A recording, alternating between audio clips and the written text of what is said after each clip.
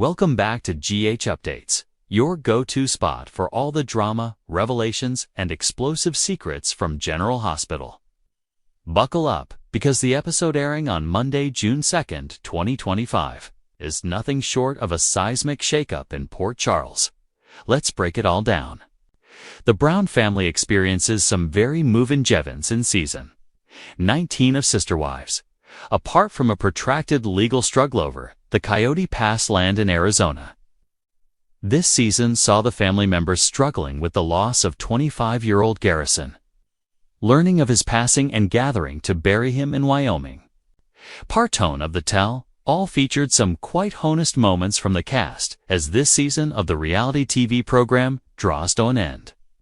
Kody especially seemed to get touchy when probed about his present love life during the program. Kody explained how complicated polygamy dynamics are. The interviewer asked Kody about the status of his relationships. The unique one-on-one session. Longtime program viewers will remember that Kody only stays officially Marietto, his most recent girlfriend, Robin, even though he at one point had 4 spouses. It seemed to set Kody off when the reporter told him he should love Rowan equally based on the notion of the role marriage in his faith. The family patriarch clarified that things cannot be exactly equal and that it is not that straightforward. Your bond with all your children is distinct. Your relationships with every one of your buddies differ. There are ones that accomplish different things, that have different fulfillments and stuff like that. Viewers of the show will know that Kody, at least in recent seasons, has often been villainized on the show, portrayed as the one driving other family members away due to his dominating manner. Considering this, it's maybe not a surprise that he turned Ed Prigley when questioned about those interactions. Kody said he was sick of being criticized for his love for Robin. This wasn't the last that Kody had to say. On the topic during the one-on-one, he proceeded to speak about his lone remaining marriage to Robin, remarking about how in love with her mind and how he was sick of being chastised by others for his commitment to her. As the conversation progressed, Kody continued to get more emotional, describing how tiring he felt his circumstances and even going on to refer to his marriage. With Robin as divine, you find higher love and then everybody just slaps you down for it. I'll tell you what. There's a divine component about my connection with Robin and we have been slapped for it. It was evident that Kody was feeling protective about coming from a history of plural marriage, but ultimately ending up in what might be considered monogamy. I love this woman, and I want peace in this relationship. But I'm to the point where I'm walking around flipping 2 birds because I am so sick and tired of being guilt for loving Robin. Hestrist to the journalist. Fans of the show will recall that Robin's admission into the Brown family was a difficult tone. There were multiple times when Kody's other wives, Mary, Janelle, and Christine, complained that Kody showed Robin favoritism. Eventually, all 3 of the women would separate from Kody, with Christine beginning the movement in November of 2021. Kody's first wife, Mary, was the last to officially declare her separation from him. At the time, she pondered on how heightened emotions and jealousy played a part in the 3 women's choice to divorce Kody. Anytime you found your family, there's going to be a shift. You've got just the logistical things, but then you've also got the emotional things, she noted. Certainly, the one-on-one interview isn't the only emotional encounter Kody's had in season 19. Arguably the most heart-wrenching moments of the season resulted from the family finding that his son with former Janelle Garrison had lost tragically due to suicide following a long battle with mental illness. An episode of the show documented all of the family members learning of Garrison's death, and Anathark captured the moments of his rites and burial. In an exceptionally heartbreaking moment of the season, Kody shared with the cameras that he grieved wouldn't be able to have one more discussion with his late kid, feeling worse that they wouldn't have more time together. In the end, the family opted to bury Garrison in a site in Wyoming, a spot that held significancito both sides of his family, and Kody helped to dig the grave. Now, Sister Wives fans had some sort of an intuition that no one actually appreciated Robyn Brown or Kody's company. The couple has been rubbing their true love in everyone's faces for years now. And frankly, Janelle Brown is over their PD act parts. During her time on The Sofa, Janelle stated, "I can still be very friendly with Kody.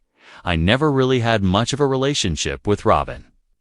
The 56-year-old added, "I don't have any animosity or hard feelings or anything. I just don't really want to know them." The revelation came as quite a surprise sentence for the most part. Janelle Hazelways sat on the fence. This marks one of the first occasions the mother of sixes openly aired her thoughts regarding Robyn. Janelle said, "I could sit and talk to them. That would be nice.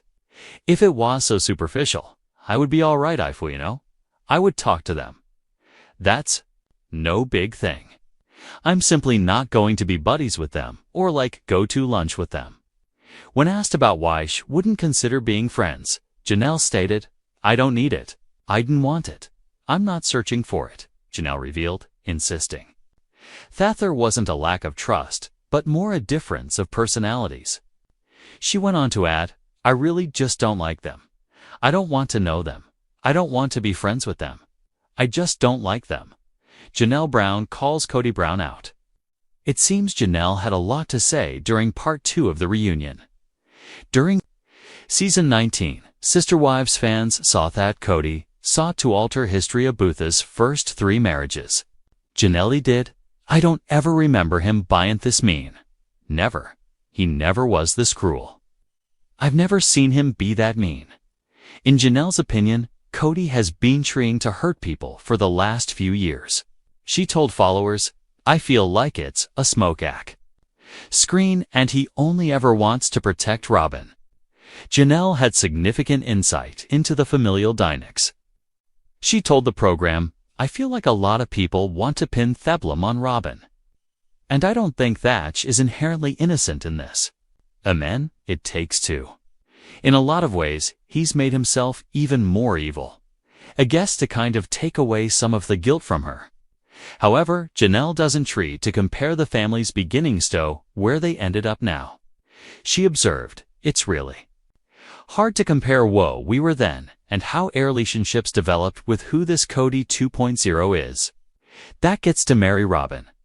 Kody Brown wants to vacation with David Woolley. Stop the presses.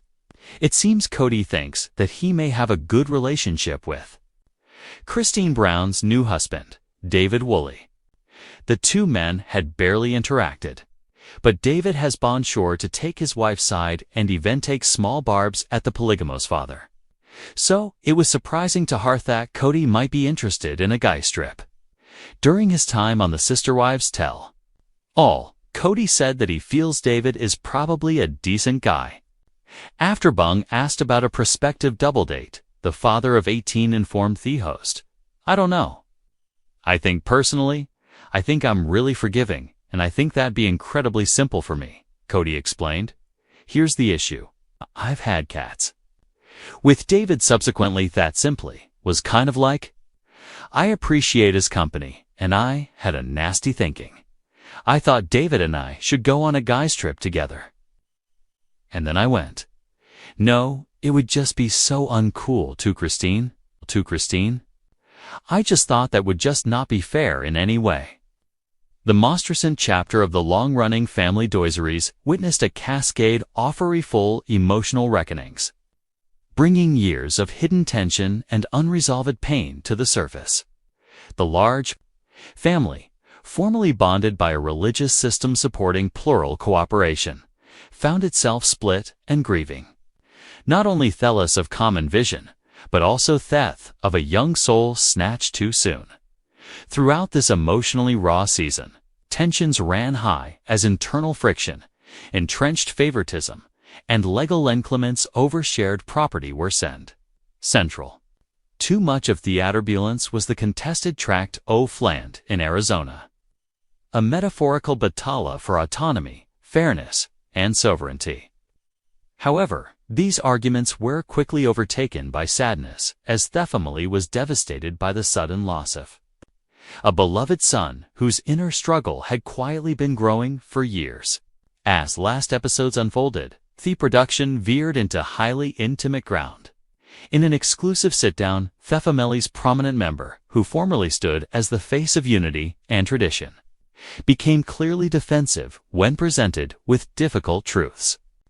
The interviewer, well-versed in the complexities of the family's particular dynamic, softly probed into his current relational landscape. What ensued was a riveting and at times heated debate that lay bare the emotional cost of plural living.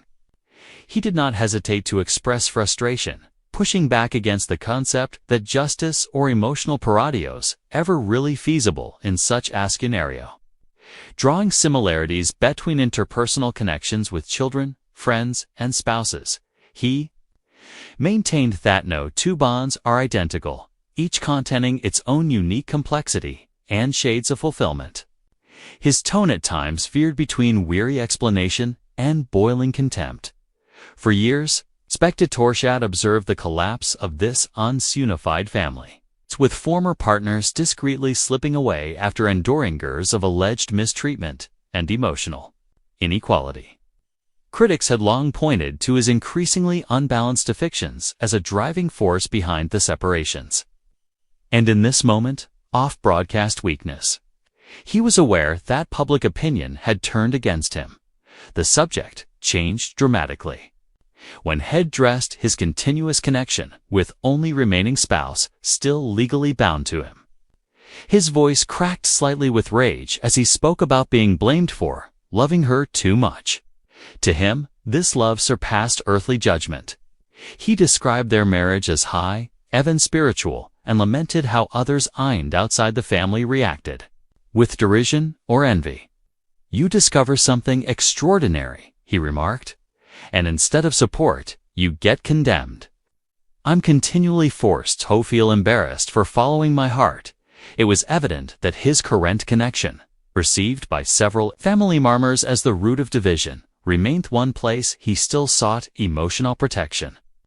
Yet, this public defense simply reinforced existing divides. The images of him raising both hands in symbolic defiance captures the essence of his emotional state. Fatigued, angry, and drained by the endless cycle of blaming. Longtime watchers will remember how his final bride entered the family under a shadow of suspicion. What began as excitement for a fresh chapters swiftly turned sour as whispers of unfair treatment gained stronger. Over time, his friendship with this partner became primary, while the other women grew distant, disillusioned, and ultimately moved away. The departure occurred gradually, with one woman taking lead, followed by others whose tolerance had worn thin after years of emotional mistreatment. The last to officially walk away shared comments on hoe, envy, and emotional tiredness, believe. Family down. Her statements hinted at the emotional toll of witnessing Thebulance alter over time.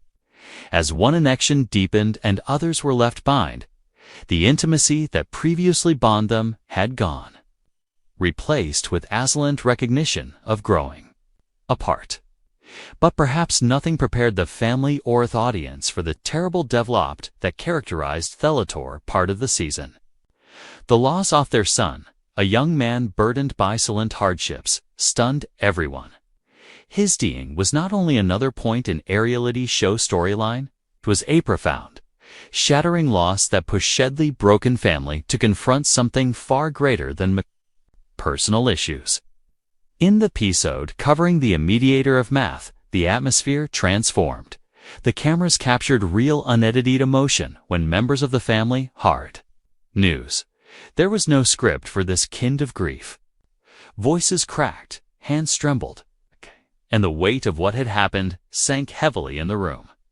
Whatever resentments had existed felt briefly diminished by the immensity of this loss. In a particularly hungry moment, the father figure lamented on squandered opportunities and the unbridgeable silence left behind. There was grief engraved into every syllable. A silent mourning not just for the youngster, but for the father-son connection that might have been. The burial took place at a site that bore deep ties to the family's past.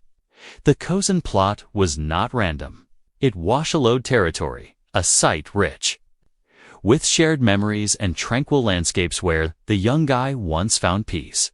The family joined together there, digging, praying, sobbing, and remembering. Though the unity felt transient, it was real in those hours of shared pain. This season has proven Tob one of reckoning. What began as another chapter in a series centered uninteracted family dynamics became a depressing narrative about bereavement, introspection, and the limits of faith, though, hold people together. The mask of plural harmony has been lifted, exposing not only damaged relationships, but deeper personal suffering disguised under theatrical oneness. In the final scenes, silence spoke louder than words. No reconciliations were offered, no bright future scripted. Only the implicit agreement that everything had changed. The losses were too great, the truths too plain to ignore.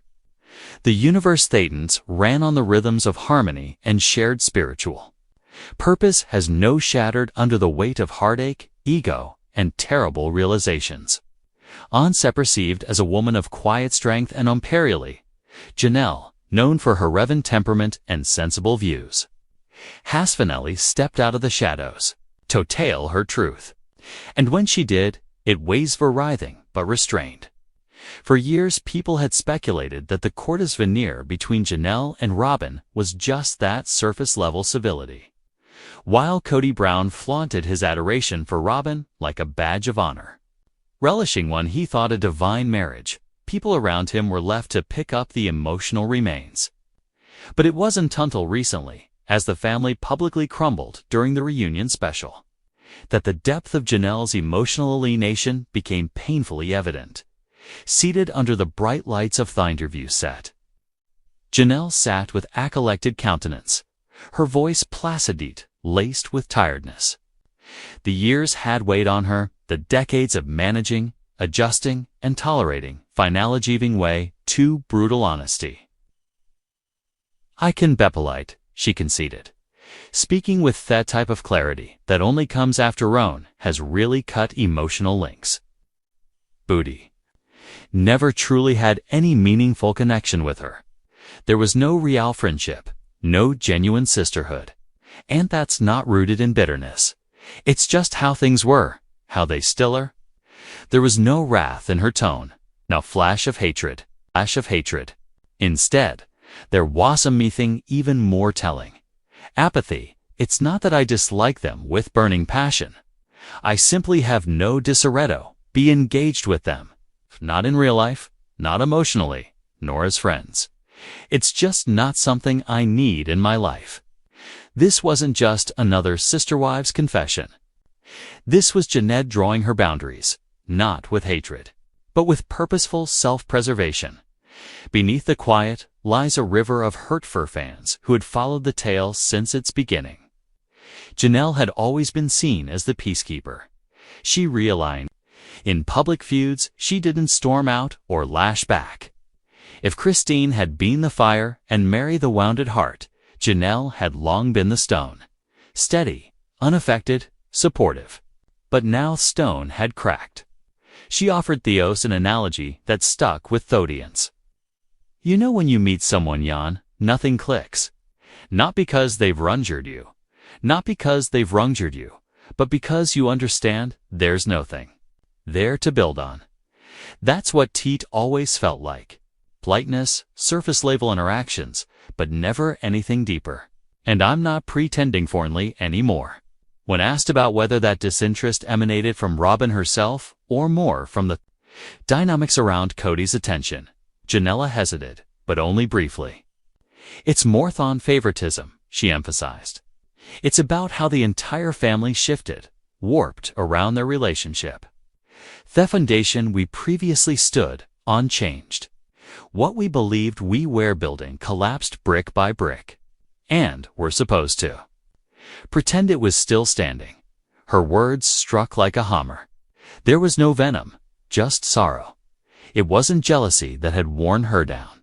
It was fatigue. The polish shed surface of love and the shadow beneath, while Janelle revealed her truth. Kody Brown was unraveling in his own way. Gone was the confident, charming guy who previously stood at the center of a massive spiritual family, shepherding 4 partners, and over to dozen children. In his place now stood someone who appeared both guarded and adrift, trying frantically to justify the mistakes that had left his family.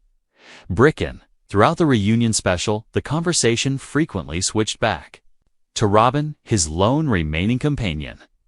2 outsiders, their connection looked unbreakable, even passionate.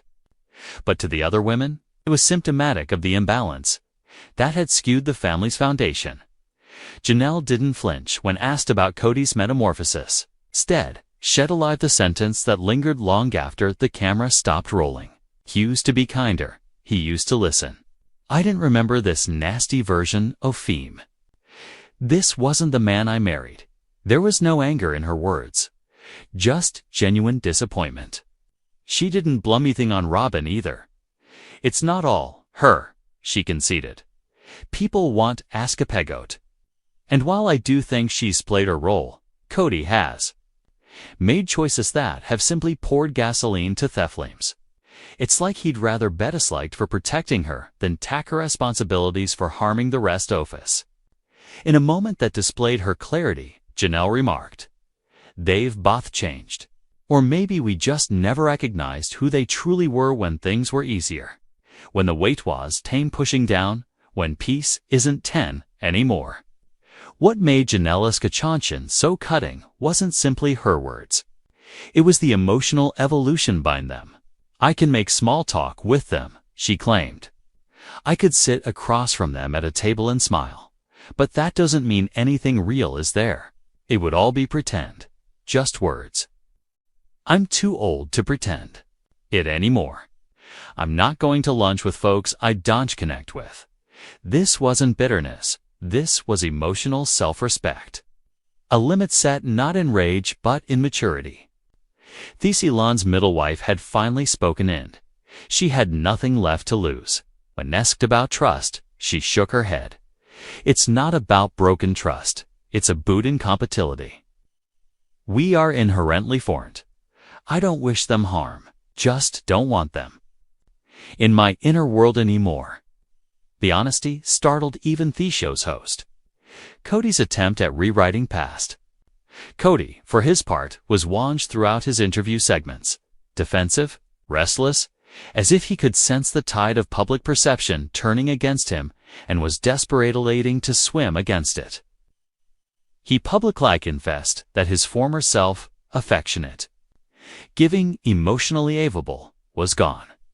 "I'm just so tired," he said. "Gosh. And I'm sick of being condemned for loving someone. I love Robin. That'll be okay. But it feels like EVBI penalized for choosing a deeper connection." But Janelle wasn't buying it. Not anymore. "He acts like he's been victimized by love," she observed with sullen amazement. "But we didn't ask him not to love her. We pleaded for fairness. He offered us betrayal." There was a momentary quiet in the room as she stated that. The kind of silence that descends over truth when it finally escapes its cage. Christine's new life and Kody's jealous curiosity. We possibly surprised everyone most was Kody's unexpectedly friendly sentiments regarding Christine's new partner, Somion, who had spent years resenting Christine's decision to leave the family. Kody suddenly seemed almost eager to create a bond with the man who had stepped into his former role. "You think David's probably decent, conceited during the filming," stroking back of his neck like he wasn't quite sure how to feel about it. "We've spoken briefly, and I even had this insane thought. I wondered if he and he could take a trip together. Just the two of us, some kind of getaway. The idea's odd, especially considering the background." But Kody instantly corrected Dempsey. "It wouldn't be fair to Christine. I realized that it would cross a line, but still, it's bizarre. I didn't detest the guy. I guess I kind of like him." like him. What a whirlwind of emotion, betrayal, and bombshell revelations. Monday's episode promises to change the lives of Port Charles residents forever. Will Michael recover from Sasha's revelation?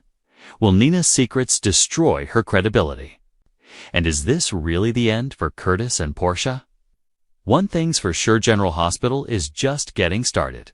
Don't forget to like, comment, and subscribe to GH Updates for your daily dose of drama.